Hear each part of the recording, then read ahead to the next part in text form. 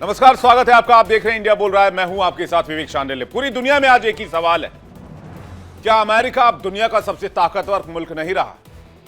क्या अमेरिका की नई पॉलिसी सरेंडर की पॉलिसी है? आखिर पुतिन के आगे ट्रंप क्यों झुक गए? आखिर जिनपिंग के लिए इतनी नरमी क्यों दिखा रहे हैं? क्या डोनाल्ड ट्रंप ने डबल सरेंडर कर दिया है? ट्रंप दो वजहों से पुतिन के प्रति प्रेम दिखा रहे हैं। पहली, रूस से टकराव नहीं चाहते, जो उनकी पुरानी नीति रही है, और दूसरी, यूक्रेन युद्ध को खत्म करने में खुद को वैश्विक डील मेकर साबित करने की महत्वाकांक्षा। उधर चीन के राष्ट्रपति शी जिनपिंग के साथ भी अमेरिका नरमी बरत रहा है और ताइवान को दरकिनार कर रहा है, जिससे जापान भड़का हुआ है। यानी एशिया में पावर बैलेंस का एक नया खेल शुरू हो गया है। अब इसकी वजह क्या है? पहली वजह तो चीन के बाजार को अमेरिका नजरअंदाज नहीं कर सकता। व्यापारिक संतुलन और आर्थिक दबाव कम करने की कोशिश मानी जा रही। लेकिन ट्रंप की दोहरी कूटनीति दोहरे सरेंडर के तौर पर देखी जा रही है। विश्व स्तर पर अमेरिका की निर्णायक भूमिका जो हुआ करती थी, उसको कमजोर दिखा रही है। और इसी बीच चीन, ताइवान और जापान के बीच तेजी से तनाव बढ़ रहा है। अमेरिका खामोश है, जबकि आज की तारीख तक जापान और ताइवान की सुरक्षा की जिम्मेदारी अमेरिका अपने खाते में रखता आया है। चीन की वॉर ड्रिल, जापान की मिसाइल तैनाती और ताइवान पर संभावित हमले की आशंका एशिया में जंग का एक नया मोर्चा दिखा रही है। आज इसी पर हम करेंगे चर्चा। क्या अमेरिका के राष्ट्रपति डोनाल्ड ट्रंप ने दो मोर्चों पर डबल सरेंडर कर दिया है? एक तरफ रूस के राष्ट्रपति व्लादिमीर पुतिन के सामने नरमी, और दूसरी तरफ चीन के राष्ट्रपति शी जिनपिंग के लिए अचानक बढ़ती मोहब्बत। और ठीक इसी समय चीन अपनी हमले की फाइनल तैयारी करता नजर आ रहा है ताइवान के ऊपर। चीन का सबसे नया और सबसे एडवांस्ड एयरक्राफ्ट कैरियर समुद्र में उतार दिया गया है, और पहली बार इसके साथ सीधी वॉर ड्रिल भी हो रही है। चीन के टोही विमान, चीन के J-10 फाइटर जेट्स और चीन की लैंडिंग शिप्स एक साथ मैदान में है। और यकीन मानिए, ये सिर्फ एक ड्रिल नहीं है, ये ग्राउंड ऑपरेशन के पहले रिहर्सल मानी जा रही है। यानी अगर आदेश मिला, जो कि आज नहीं तो कल मिलेगा ही मिलेगा, तो चीन के सैनिक समंदर से उतरकर ताइवान की जमीन पर कदम रखेंगे और उसके बाद एशिया में छुड़ेगा बहुत बड़ा घमासान। चीन जापान आमने सामने होंगे। नई एशियन क्राइसिस है ये। चीन और जापान के बीच तनाव चरम पर है। जापान ने ताइवान से महज 100 किलोमीटर दूर अपनी मिसाइल बैटरीज तैनात करने का फैसला कर दिया है। यह क्लियर संकेत है, अगर चीन ताइवान पर हमला करता है तो जापान सीधी सैन्य कार्रवाई में उतरेगा, और जापान ने क्लियर कर दिया। इसकी वजह से बीजिंग बौखलाया हुआ है। चीन ने जापान को खुले शब्दों में चेतावनी दी है, परिणाम विनाशकारी होंगे। अंतर्राष्ट्रीय समुदाय सतर्क रहे। और यह सब तब हो रहा है जब अमेरिका इस रीजन में, इस इलाके में काफी पावरफुल माना जाता है और जापान और ताइवान को सुरक्षा की गारंटी देता है। लेकिन डोनाल्ड ट्रंप के आने के बाद पूरी दुनिया में पावर बैलेंस तेजी से चेंज हो रहा है, बिगड़ रहा है, शिफ्ट हो रहा है। तनाव बढ़ा तो चीन ने जापान को उसके ही दस्तावेज याद दिलाने शुरू कर दिए। कहा, देखो, ये वही समझौते हैं जो तुमने साइन किए थे। 1972 चीन जापान समझौता, जिसमें ताइवान को चीन का हिस्सा माना गया। 1978 मित्रता संधि, शांतिपूर्ण सह अस्तित्व का वादा। 1998 दोस्ती और सहयोग समझौता, 21वीं सदी के लिए साझेदारी। 2008 रणनीतिक सहयोग संधि, रिश्तों को और मजबूत बनाने पर जोर। चीन ये पूछ रहा है कि जब तुमने माना कि ताइवान चीन का हिस्सा है, तो आज चीन की सैन्य तैयारी पर इतना शोर क्यों है? और इन सब के बीच आता है डोनाल्ड ट्रंप का डबल सरेंडर, अमेरिका की खामोशी। जहां डोनाल्ड ट्रंप के बयान को लेकर बड़ा विवाद हो गया है। आरोप है कि ट्रंप ने रूस और चीन दोनों के प्रति नरमी दिखानी शुरू कर दी है। रूस यूक्रेन युद्ध पर पुतिन के लिए अनुकूल वाली टिप्पणी आई। रशिया की तरफ झुकाव के आरोप लगे। कहा गया कि जो पीस डील तैयार की गई, जो मसौदा तैयार किया गया, वो क्रेमलिन के प्रेशर में आकर बनाया गया, जिसमें सीजफायर का सारा फायदा क्रेमलिन को, रूस को जा रहा है। और अब अमेरिका की चीन के साथ रिश्तों पर बेहद प्यारी भाषा। क्या यह संयोग है या डोनाल्ड ट्रंप का कोई प्रयोग है? क्योंकि इसी समय चीन ने अब से सबसे आक्रामक युद्ध की तैयारी शुरू कर दी है। दुनिया भर में पीस बनाने का दावा करने वाले, शांति का दावा करने वाले देश अमेरिका की आज की यह स्थिति है कि उसके होते हुए भी, सबसे पावरफुल होते हुए भी, चीन, ताइवान, जापान आमने सामने हो चुके हैं और अमेरिका खामोश है। अमेरिका तो शी जिनपिंग के साथ, खासकर डोनाल्ड ट्रंप शी जिनपिंग के साथ अगली मीटिंग की तैयारी में लगे हुए हैं। फोन पर बातचीत चल रही है कि आप कब आएंगे, हम कब जाएंगे। अब ताइवान और जापान जंग लड़ते हैं, लड़े, इससे अमेरिका को क्या लेना देना? पहले तो लेना देना था, ताइवान रिलेशन एक्ट बनाया गया, टीआरए, अमेरिका में ही बना है, जिसमें ताइवान की रक्षा की बात कही गई है। तो फिर आज क्या हो गया? इंडिया बोल रहा है, मैं इस बड़े इंटरनेशनल मैटर में बातचीत करने के लिए मेहमानों का एक बड़ा पैनल इस वक्त हमारे साथ जुड़ रहा है। हमारे साथ ग्रुप कैप्टन यूके देवनाथ जुड़ रहे हैं, भू राजनीतिक विश्लेषक है, बहुत स्वागत है सर आपका। मेजर आशीष चतुर्वेदी जुड़ रहे हैं, रक्षा विशेषज्ञ हैं। मेजर साहब आपका भी बहुत स्वागत है। निपुण आलम बयान हमारे साथ थोड़ी देर में होंगे, विदेश मामलों के जानकार हैं। और संजीव श्रीवास्तव होंगे जो कि विदेश मामलों के जानकार है, थोड़ी देर में हमारे साथ। मैं पहला सवाल यूके देवनाथ जी आपसे पूछना चाहता हूं, अमेरिका का डबल सरेंडर एक साथ, पहले यूक्रेन को लेकर वो मसौदा जिस पर पूरा यूरोप भड़क गया, यूरोप ने क्लियर कर दिया कि मसौदा नहीं चलेगा, और अब ताइवान को लेकर जो अख्तियार रुख किया हुआ है चाइना ने, उस पर भी खामोशी, और फोन पर जो है वो प्यार मोहब्बत भरी बातें चल रही है जिनपिंग और ट्रंप के बीच में। तो ये किस तरह का नया अमेरिका, कैसे इसे देखा जाए? विवेक, सबसे बड़ी बात है कि डोनाल्ड ट्रंप जो हैं वो रियल एस्टेट डीलर हैं, व्यवसायी हैं। उनका जीवन में एक ही कर्तव्य रहा है, एक ही भावना रही है कि और व्यापार करो और ज़्यादा बिजनेस बढ़ाओ। वो अमेरिका का जो विदेश नीति है वो भी व्यापार के हिसाब से ही देखते हैं। अमेरिका का चीन के साथ बहुत बड़ा व्यापार होता रहा है। मैं थोड़ा अंदाज़ा देने के लिए बताना चाहता हूँ कि समझिए भारत और चीन का व्यापार है 150 बिलियन डॉलर। इसके मुकाबले अमेरिका और चीन का जो बिजनेस है वो 600 बिलियन डॉलर, यानी 4 गुना ज़्यादा। और अमेरिका भविष्य में इसको बढ़ाकर 1 ट्रिलियन डॉलर करना चाहता है। तो डोनाल्ड ट्रंप जब चीन की तरफ देते हैं तो शी जिनपिंग से इस तरह से बात करना चाहते हैं कि भाई चलो पहले बिजनेस कर लेते हैं, रेयर अर्थ एलिमेंट्स एक्सपोर्ट करना तुम, मैं इंपोर्ट करूंगा। अमेरिका कहता है कि चलो भाई अमेरिका चीन के ऊपर टैरिफ थोड़ा कम कर देगा, बदले में चीन जो है रेयर अर्थ एलिमेंट्स जो कि अमेरिका की तरफ रोक रोक के भेज रहा है कंसाइनमेंट्स को, उनको फ्री डिलीवरी कर देगा। सबसे बड़ी बात है कि उभय पक्ष, खासतौर से अमेरिका ने देखा कि चीन के साथ जो तनातनी है ये बहुत भारी पड़ रही है अमेरिका के साथ, क्योंकि कन्फ्रंट्रेशन यानी उभय पक्ष भिड़ रहे हैं, झड़प हो रही है, झड़प की संभावना बढ़ रही है, तो इसकी कीमत जो है बहुत ज़्यादा चुकानी पड़ रही है।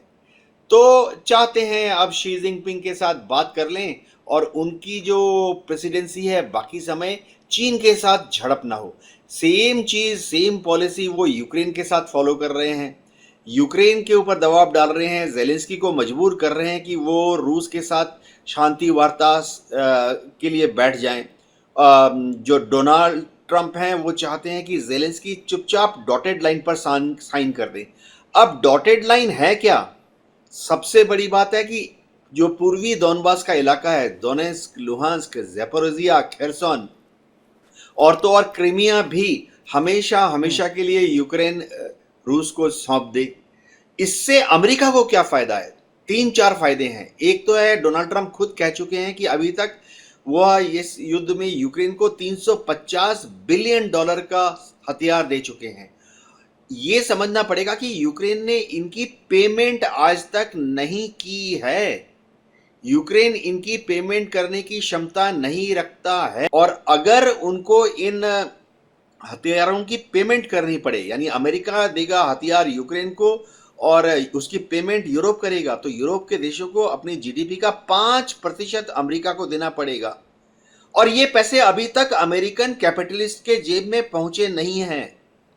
तो ये एक बड़ी अद्भुत स्थिति है। डोनाल्ड ट्रंप अपने को इस स्थिति से निकालना चाहते हैं, और सबसे बड़ी बात है कि यूक्रेन का जो रीबिल्डिंग होगा उसका ऑलरेडी $78 बिलियन का एक प्रोजेक्ट बन चुका है, और आने वाले दशकों में डोनाल्ड ट्रंप चाहते हैं यूक्रेन का रीबिल्डिंग चालू हो जाए और अमेरिका के जो धनाढ्य लोग हैं वो यूक्रेन में जाकर यूक्रेन को फिर से रीबिल्ड करें।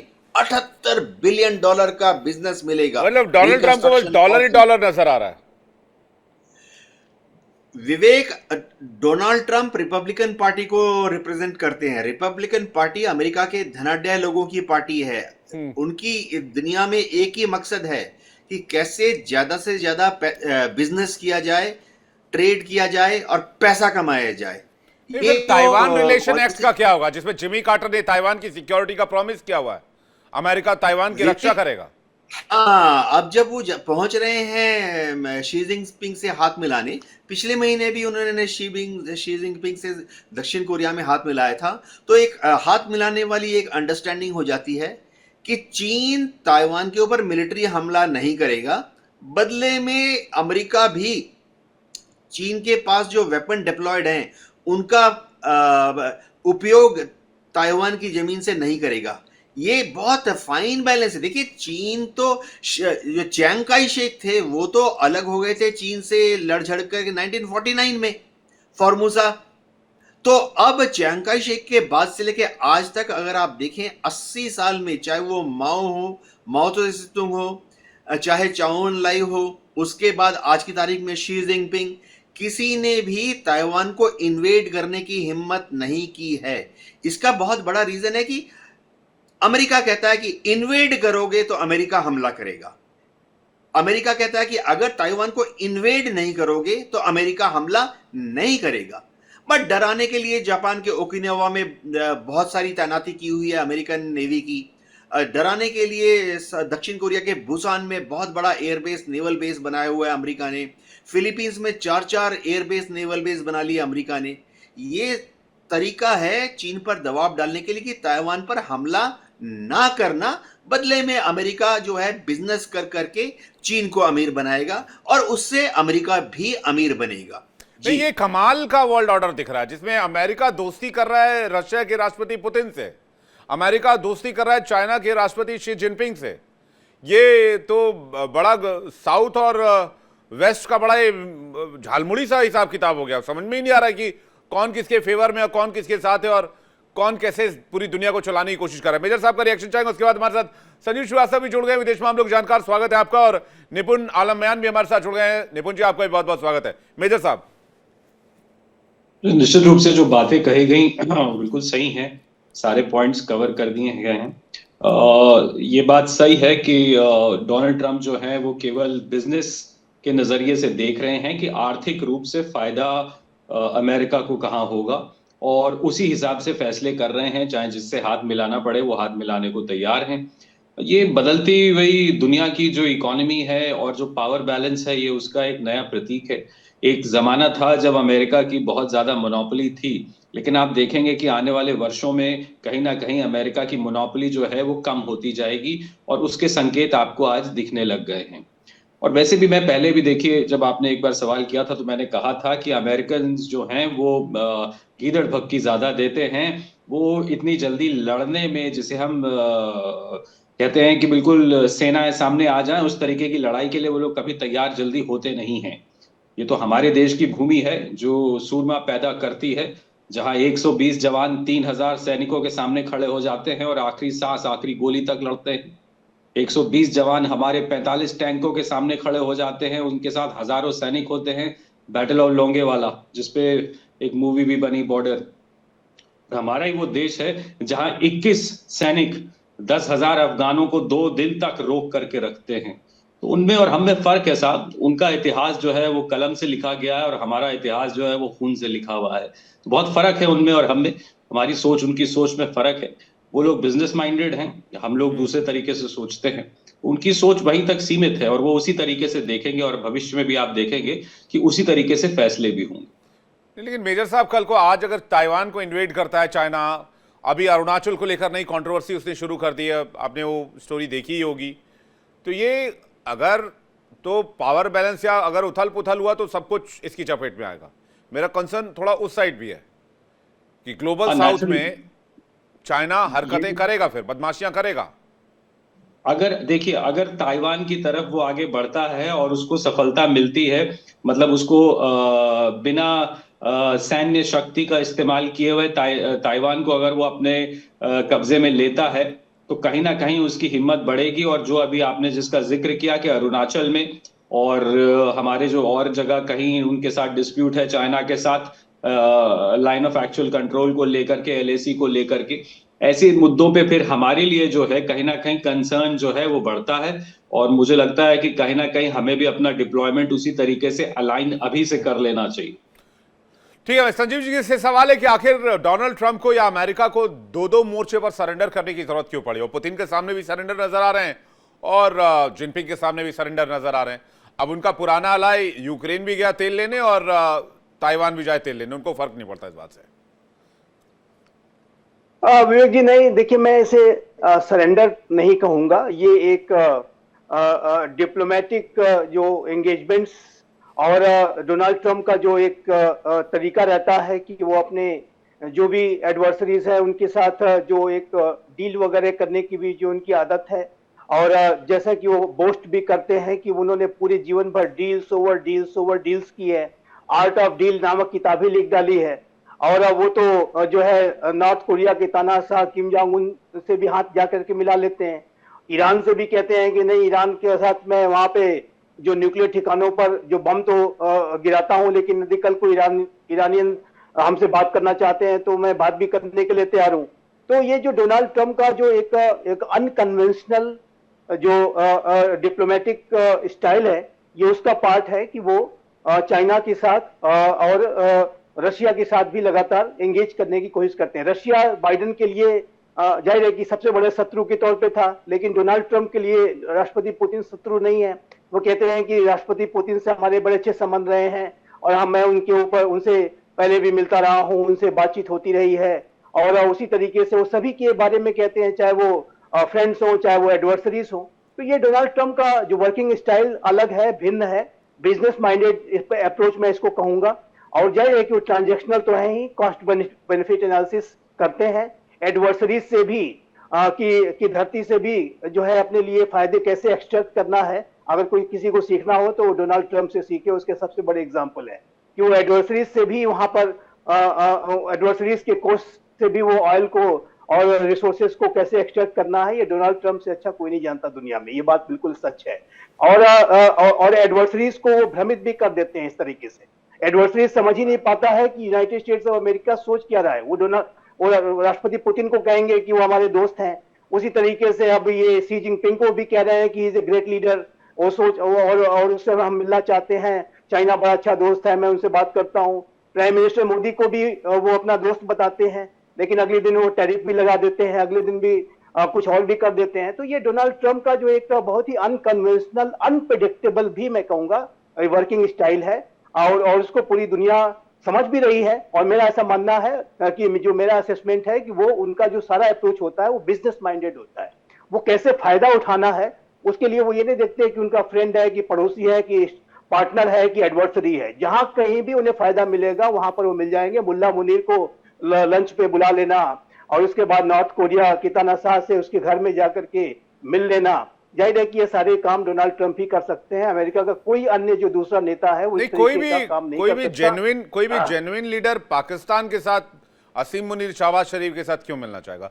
कोई भी जेन्युइन लीडर जिसका 36 का आंकड़ा है किसी मुल्क के साथ, लाइक चाइना के साथ, उसके साथ मीटिंग क्यों करेंगे? वो नॉर्थ कोरिया के तानाशाह जिनपिंग के साथ मीटिंग क्यों करेंगे? वो पुतिन के साथ मीटिंग क्यों करेंगे? अब देखिए, जेन्युइन लीडर कौन है, ये डोनाल्ड ट्रंप से अगर आप पूछेंगे तो वो कहेंगे कि सबसे अच्छा जेन्युइन लीडर वही होता है कि जो अधिक से अधिक फायदा उठा ले, अधिक से अधिक जो है अपने बिजनेस का फायदा कर ले। अमेरिका फर्स्ट को जो अधिक से अधिक कर ले वही जेन्युइन लीडर है। जो अन्य जो नेताओं के अगर से आप पूछेंगे अमेरिका के, तो वो कहेंगे कि नहीं नहीं, मैं किम जोंग उन से नहीं मिल सकता, मैं खुमैनी से नहीं मिल सकता, मैं जो है मुल्ला मुनीर से नहीं मिल सकता। ये जो इंटरनेशनल और जो अमेरिका के कन्वेंशनल जो स्ट्रेटेजिक पॉलिटिकल डिप्लोमेटिक विजडम है उसके अगेंस्ट में होगा, और अमेरिका का जो कन्वेंशनल बिहेवियर रहा है उसके अगेंस्ट में होगा। लेकिन डोनाल्ड ट्रंप ने सबको तार तार करके रख दिया है, और वो एक यूनिक लीडर के रूप में जाने जाएंगे पूरे विश्व में। कि जो जब उनके सामने कुछ भी नहीं आप कह सकते कि कल वो किससे मिलेंगे और किससे मिलने से इनकार कर देंगे।